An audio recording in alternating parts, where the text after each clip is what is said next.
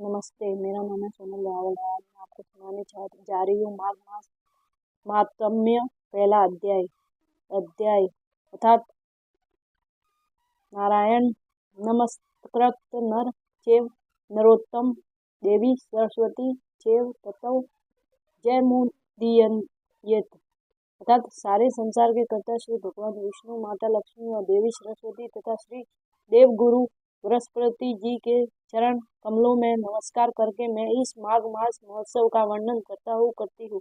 एक समय श्री सुत जी ने अपने गुरु श्री व्यास जी से कहा है, हे आदरणीय गुरुदेव, आप कृपा करें, आप मुझसे माघ मास का महत्व कहिए, क्योंकि मैं आपका शिष्य हूँ। व्यास जी कहने लगे कि रघुवंश के राजा दिलीप एक समय यज्ञ के स्नान के पश्चात सुंदर वस्त्र पहनकर शिकार की सामग्री से युक्त कवच और शोभामान आभूषण पहने हुए अपने सिपाहियों से घिरे हुए जंगल में शिकार खेलने के लिए अपने नगर से बाहर निकले। उनके सिपाही जंगल में शिकार के लिए मृग, व्याध, सिंह आदि जंतुओं की तलाश में इधर उधर भेजने लगे। उस वन में वनस्पति अत्यंत शोभा को प्राप्त हो रही थी। वन में कई वृक्षों पर मोर नाच रहे थे, कई कई मृगों के झुंड फिरते थे, कहीं गिद्धड़ अपना भयंकर शब्द कर रहे थे, कहीं गैंडों का समूह हाथियों के समान फिर रहा था, कहीं वृक्षों के कोटरों में बैठे हुए उल्लू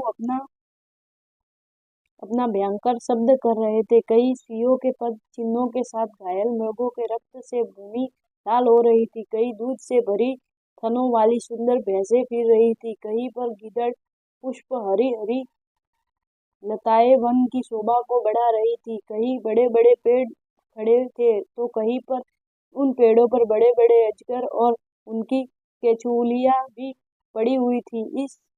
उसी समय राजा के सिपाहियों के बाजे की आवाज सुनकर एक मृग वन में से निकलकर भागने लगा और बड़ी बड़ी चौकियों भरता हुआ आगे बढ़ा।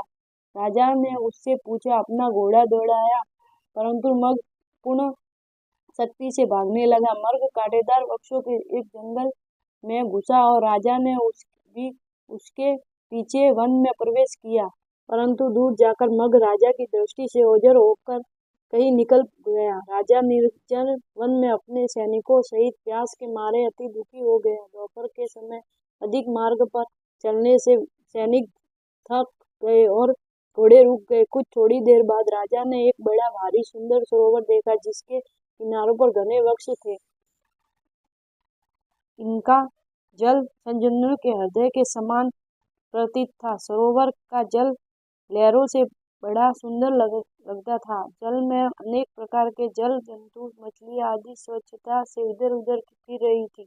दुष्टों के समान निर्दयी चित्त वाले मगरमच्छ भी थे। किसी जगह लोभी के घर के समान सिंगार भी पड़ी हुई थी, जैसे विपत्ति में पड़े हुए लोगों के दुखों को हरने वाले दानी पुरुष के समान। यह सरोवर अपने जल से सबको सुखी करता था, जैसे मेघ चालक के दुख को हरता है। उसी सरोवर को देखकर राजा की थकावट दूर हो गई। रात्रि को राजा ने वहीं विश्राम किया और सैनिक पहरा देने लगे और चारों तरफ फैल गए। रात के अंतिम समय में शुकरों के एक झुंड ने आकर अंतिम समय में पानी पिया और कमल के झुंड के पास आया। तब शिकारियों ने सावधान होकर शुकरों पर आक्रमण किया और उनको मारकर पृथ्वी पर गिरा दिया। उस समय जब शिकारी कोलाहल करते हुए बड़ी प्रसन्नता के साथ राजा के पास गए और राजा प्रभात हुआ देखकर उसके साथ ही अपनी नगरी की तरफ चल पड़ा। रास्ते में एक तपस्वी को देखा, जिसका शरीर तपस्या और नियम के कारण बिल्कुल सूख गया था, जो मगचाला और व्रतकला पहने हुए था। राजा ने ऐसे घोर तपस्वी को देखकर बड़े आश्चर्य से उनको प्रणाम किया और हाथ जोड़कर खड़ा हो गया।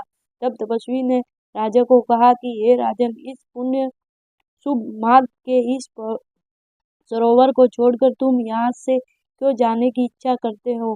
तब राजा कहने लगा कि महात्मा, मैं तो माघ मास में स्नान के फल को कुछ भी नहीं जानता। कृपा करके आप विस्तार पूर्वक मुझको बताइए।